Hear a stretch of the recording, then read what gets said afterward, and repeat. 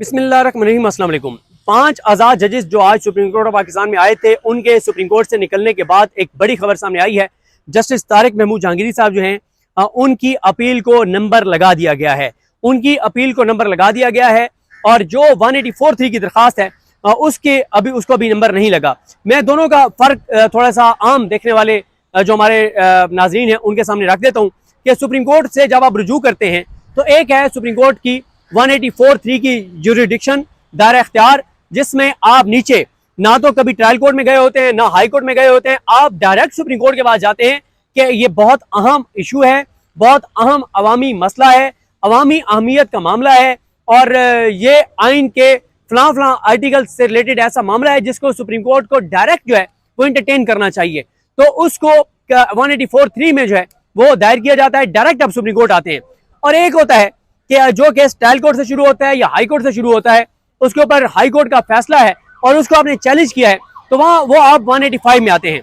यहाँ पे दोनों चीजें आई हैं। एक 185 में आए हैं तारिक महमूद जहांगीरी साहब, जिन्होंने इस्लामाबाद हाई कोर्ट के जस्टिस सरफराज डोगर और जस्टिस आजम खान का जो फैसला है जिसमें उन्होंने तारिक महमूद जहांगीरी साहब को काम से रोक दिया है, उस फैसले को उन्होंने चैलेंज किया है 185 में। और एक है जो डायरेक्ट सुप्रीम कोर्ट में 5 के 5 जजेस आए हैं, जिसमें बहुत बड़े बड़े इंकशाफात हैं, जिसमें उन्होंने वो 11-12 पॉइंट्स आप देख चुके हैं, ग्राउंड देख चुके हैं, जिसमें उन्होंने जस्टिस डोगर जो कुछ अदलिया के साथ कर रहा है, जो जजेस के साथ कर रहा है, जो इंतजामी इख्तियारात अपने जुडिशल जो फैसले हैं उनके खिलाफ इस्तेमाल कर रहा है, जो अदलिया को उसने बर्बाद कर दिया है, जो आम लोगों के साथ वो कर रहा है, जो जिससे जुडिशरी में उसने तबाही फेर दी है, इन तमाम चीज़ों पे 184(3) में वो आए हैं। अच्छा, 184(3) वाला मामला वो तो बड़ा क्लियर है। वो मामला जाना है आईनी बेंच के साथ सामने। आईनी बेंच के जो कमेटी है उसमें जस्टिस हाजी अमीन है, जस्टिस जमाल खान मंदोखेल हैं, जस्टिस मोहम्मद अली मजहर हैं। अच्छा, ये तो तीनों एक ही कबील के लोग हैं। ये उस अदालती मकतबा फिक्र से तल्लुक रखते हैं जिनका आप अच्छी तरह जानते हैं। अच्छा, ये जो है ये तो केसेस किसी सूरत भी ये 184(3) वाला मुझे लगता हुआ इतनी जल्दी नजर नहीं आता। 26 आईनी तरमीम देख लें आप, 1 साल होने को है, वो नहीं लगा रहे। इन जजेस की इंट्रा कोर्ट अपील जो है मौजूद है, वो भी नहीं लगा रहे। इंट्रा कोर्ट अपील मौजूद है कि इन इस्लामाबाद हाई कोर्ट के 5 आज़ाद जजेस ने रजू किया था सुप्रीम कोर्ट से कि जस्टिस डोगर और खादिम सोमरो और आसिफ की ट्रांसफर गलत है, इनकी सीनियरिटी को उन्होंने चैलेंज किया था। उस पर 5 रुकनी बेंच था, 3 जजेस ने इनके खिलाफ फैसला दे दिया, मोहम्मद अली मजहर, शाहिद बिलाल हसन और सलाउद्दीन पंवर ने। उसकी इंटर कोर्ट अपील उन्होंने दायर की हुई है, वो 7 जजेस सामने लगनी है, वो नहीं लगाई जा रही। अच्छा, अब 26 आईनी तरमीम भी नहीं लग रही। मुझे जो लगता है वो ये लगता है कि जो ये वाला केस है जहांगीरी साहब वाला, मुझे लगता है कि ये जल्दी लग जाएगा। ये इसलिए मुझे लगता है कि जल्दी लग जाएगा क्योंकि जस्टिस जाहिया खान के ऊपर इस वक्त अदलिया के अंदर से बहुत दबाव होगा, क्योंकि जस्टिस सरफराज डोगर ने एक ऐसा फैसला दिया है कि यहाँ पे आप जस्टिस अमीनुद्दीन खान, जस्टिस काजी फायजी साहब और ये बेंच बना दें आप जस्टिस मुनीर, जो कई दहाइयों पहले दुनिया से जा चुके हैं, जस्टिस मुनीर की सरबराही में एक बेंच बनाए जिसमें राइट साइड पे, लेफ्ट साइड पे काजी फायजी से बैठे हों और राइट साइड पे जस्टिस मुनीर के हाजी अमीन बैठे हों। इन 3 जजेस पे मुश्तमिल बेंच भी हो अगर, तो भी जस्टिस सरफराज डोगर का फैसला बरकरार नहीं रखा जा सकता। इसलिए मेरा ख्याल है कि जस्टिस जाहिया खान पे बहुत दबाव है और वो ये केस जल्दी लगाएंगे। रेगुलर बेंच के सामने अगर ये लगना है तो रेगुलर बेंच की जो कमेटी है वो है जस्टिस जाहिया खान, जस्टिस मंसूर शाह और जस्टिस हाजी अमीन। इससे पहले तो जस्टिस जाहिया खान और हाजी अमीन मिल के फैसले कर रहे हैं, मर्जी के बेंच बना रहे हैं, तबाही फेर रहे हैं, बर्बादी कर रहे हैं और इस निज़ाम को फैसिलिटेट कर रहे हैं, इस निज़ाम की सहूलतकारी कर रहे हैं। लेकिन ये जो मामला है, क्योंकि इसमें बहुत सख्त दबाव है जस्टिस जाहिया खान के ऊपर, इंटरनेशनल भी बात हो रही है कि इस्लामाबाद हाई कोर्ट एक जज को कैसे रोका गया काम से, और वो जज जो एक आज़ाद जज है, जो एक लायक जज है, और रोकने वाला कौन जज है? जिसके खिलाफ वो आज़ाद जज पिटिशनर है यहाँ पे, जिसको बैठने नहीं चाहिए था बेंच में, और जिसने ऐसा फैसला दिया है कि जो टाउट्स हैं वो भी ट्विटर पे कह रहे हैं कि ये फैसला बरकरार नहीं रह सकता। तो मुझे लगता है कि जो अगर ये रेगुलर बेंच के सामने लगना है तो इसको जस्टिस जाहिया खान मंसूर शाह साहब के साथ मिलकर लगा देंगे। लेकिन बड़ा सवाल यह है कि बेंच क्या बनेगा? क्या इसमें जो है वो जुडिशल सुप्रीम जुडिशल काउंसिल के मेंबर्स बैठेंगे या नहीं बैठेंगे इस बेंच में? वो कौन है? वो है जस्टिस जाहिया खान, मंसूर शाह साहब और मुनीब अख्तर साहब।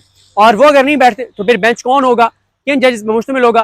क्योंकि जो रेगुलर बेंच के जजेस हैं उसमें बहुत ही शानदार जज मौजूद हैं। होना तो ये चाहिए कि जस्टिस अगर ये नहीं बैठते तो आयशा मलिक साहबा की सरबराही में बेंच होना चाहिए, उनके साथ अतर मिनल्ला साहब होने चाहिए, उनके साथ मलिक शहजाद अहमद खान साहब होने चाहिए, अकील अब्बासी साहब होने चाहिए। आज़ाद जजेस पे मुश्तमिल वो बेंच होना चाहिए, सुप्रीम कोर्ट के उन जजेस पे मुश्तमिल नहीं होना चाहिए जिनका सबको पता है कि वो कहाँ से लाइन लेते हैं और किस तरह के वो फैसले करते हैं। तो इसलिए इंपॉर्टेंट यह है कि कब ये अपील जो है वो लगती है, क्या ये रेगुलर बेंच के सामने लगती है या ये भी मामला आईनी बेंच को भेज दिया जाता है। अगर ये आईनी बेंच को भेज दिया जाए तब भी मेरा ये ख्याल है कि ये वाला जो अपील है इनकी जो जस्टिस तारिक महमूद जहांगीरी साहब है उनकी अपील तो जल्दी लग जाएगी, लेकिन जो 184(3) है वो मुझे नहीं लगता इतनी जल्दी लगेगी। अलबत्ता दबाव बहुत ज्यादा बढ़ गया है सुप्रीम कोर्ट पे। और एक और जो बहुत ज्यादा सवाल किया जा रहा है कि कितनी गैर मामूली पेशरफ्त है, ये बहुत गैर मामूली पेशरफ्त है। ये अदलिया की तारीख में ये पहला शायद वाकया है कि किसी भी हाई कोर्ट के जजेस इस तरह से जो है वो साइल के तौर पर आए हैं और उन्होंने आके और एक केस फाइल किया है, और उस केस के अंदर अब जो चीजें आएंगी वो बहुत ही खौफनाक होंगी, लोगों को हिला के रख देंगी।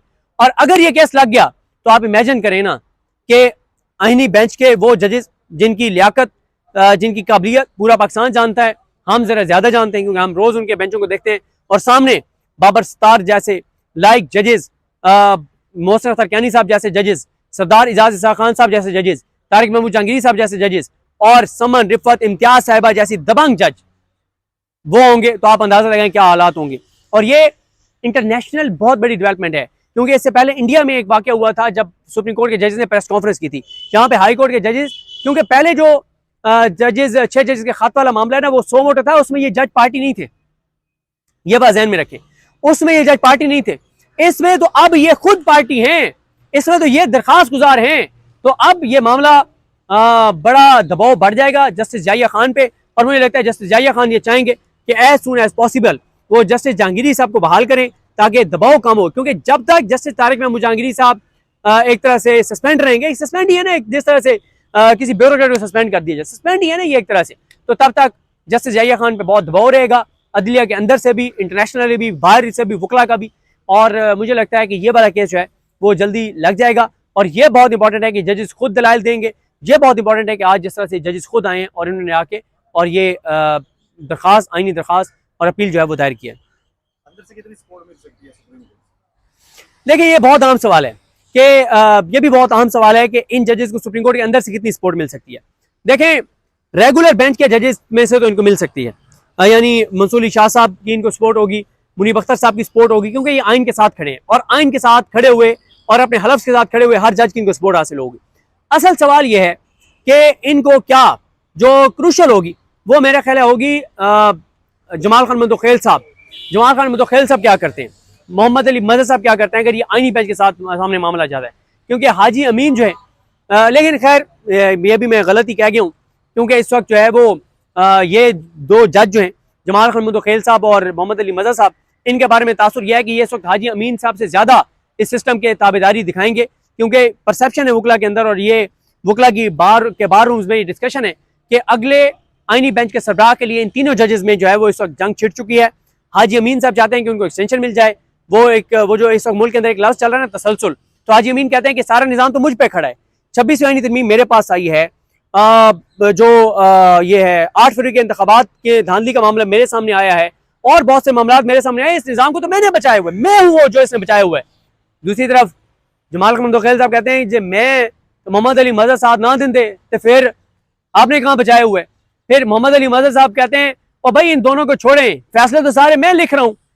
इस पूरे आईनी बेंच में से जो उनको तो आयशा मलिक साहबा को और अकील अब्बासी साहब को तो नहीं बिठाया जाता ना, वो कहते हैं कि इन दोनों को निकाल दें तो बाकी तो लाइक जज एक मैं बचता हूँ जो फैसले लिखने वाला हूँ आईनी बेंच में, तो रिजर्व तो मैं करता हूँ। तो ये एक जो जंग छिड़ी हुई है ना उसमें फिर कैसे हम एक्सपेक्ट कर सकते हैं। मुझे लगता है कि इन जजेस को जो सपोर्ट मिल सकती है वो सिर्फ मिल सकती है मंसूर अली शाह साहब की, मुनीब अख्तर साहब की, अतर मिनल्ला साहब की, आयशा मलिक साहबा की, अकील अब्बासी साहब की, मलिक शहजाद अहमद खान साहब की। इसके अलावा इनको सपोर्ट नहीं मिलेगी, क्योंकि बड़ी जो तादाद है वो इस निज़ाम के साथ चल रही है और 26वीं आईनी तरमीम की जो पैदावार जज हैं वो तो वैसे इस निज़ाम के आगे लेटे हुए हैं, वो तो इस निज़ाम के सामने चूँ चनाम भी नहीं कर सकते, वो तो एक लफ्ज़ नहीं बोल सकते, क्योंकि वो इस निज़ाम के और जो कुछ ये चल रहा है इसके बेनिफिशरी हैं। और जैसे जाहिया खान जो है वो पहले इन जजेस के खिलाफ है, वो इन जजेस के बारे में जो बंद कमरों में बातें करते हैं वो बहुत हैरान कुन है और वो बहुत अफसोसनाक है। क्या पीटीआई सारे प्रोग्राम पर अपना मौसर किरदार अदा कर रही है?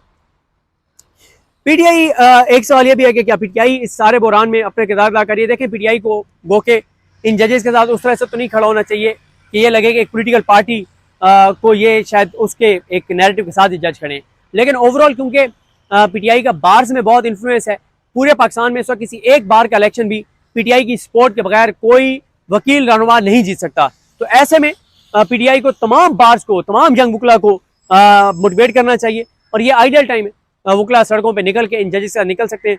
और अब आप देखें ना क्या मंजर होगा जब जब इधर समात होगी तो ये 5 जज आएंगे। मेरा ख्याल है जस्टिस जाहिया खान ये चाहेंगे कि पहली ही समात पर, एक ही समात में जस्टिस तारिक महमूद जहांगीरी साहब को बहाल कर दे, ताकि ये रोज अगर ये 5 जज आएंगे, क्योंकि जाते हुए मोहसिन अख्तर साहब कह गए हैं कि अब ये आना जाना लगा रहेगा। जस्टिस जाहिया खान ये चाहेंगे कि एज सुन एज पॉसिबल वो जस्टिस तारिक महमूद जहांगीरी साहब को बहाल कर दे, ताकि इस सारे में दबाव कम हो सके। क्योंकि इस वक्त आप बड़ी पिक्चर में देखें ना, इमरान खान के बयानात आ रहे हैं, इमरान खान के केसेस लग रहे हैं, 9 मई के उधर केसेस लग रहे हैं, लाहौर हाई कोर्ट में, इस्लामाबाद हाई कोर्ट में इमरान खान की बहनों ने जो इस वक्त दबाव बढ़ाया हुआ है, इधर सुप्रीम कोर्ट में लेटर इमरान खान का उन्होंने पहुंचाया, उसके ऊपर भी आज जवाब बने। तो अदलिया इस वक्त लाइमलाइट में होगी और जैसे जाहिया खान पे बहुत प्रेशर जो है वो बढ़ रहा होगा और ये बढ़ता जाएगा।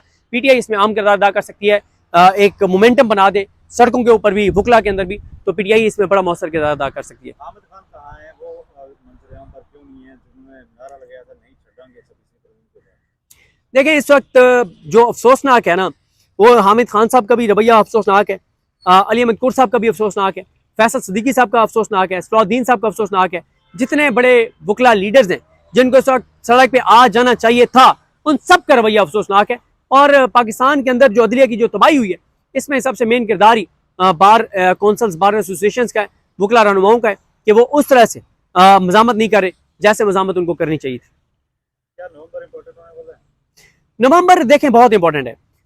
सितंबर, अक्टूबर, नवंबर, नवंबर बहुत हसास महीने है, बहुत हसास महीने। बल्कि एक मैं नाम भी चलने ले देता हूँ, फवाद चौधरी साहब कहते हैं कि सिविलियन गवर्नमेंट जो है वो एक ही महीना होता है जिसमें जो है वो बहुत मजबूत होती है, वो होता है हर 3 साल बाद नवंबर का महीना। तो नवंबर बहुत इंपॉर्टेंट है। उसके हवाले से बहुत क्या सराही है कि मियां नवाज शरीफ लंदन क्यों गए हैं, लंदन जाके क्या वो को खड़ा कर सकते हैं, कोई इनकलाबी झूठे बन सकते हैं, या वो नवंबर के नोटिफिकेशन के बदले कोई बहुत एक्सट्रीम चीज़ कराना चाहते हैं। इमरान रियाज साहब पहले बात कर चुके हैं, कुछ और जर्नलिस्ट बात कर चुके हैं कि खुदा न खास्ता इमरान खान के साथ कोई बहुत अफसोसनाक सूरत हाल हो सकती है, जिस पे इमरान खान साहब की बहनों ने कहा कि अगर ऐसी किसी के पास इतला है तो हमें बताएं। लेकिन नवंबर वाला बहुत इंपॉर्टेंट है। बहुत शुक्रिया।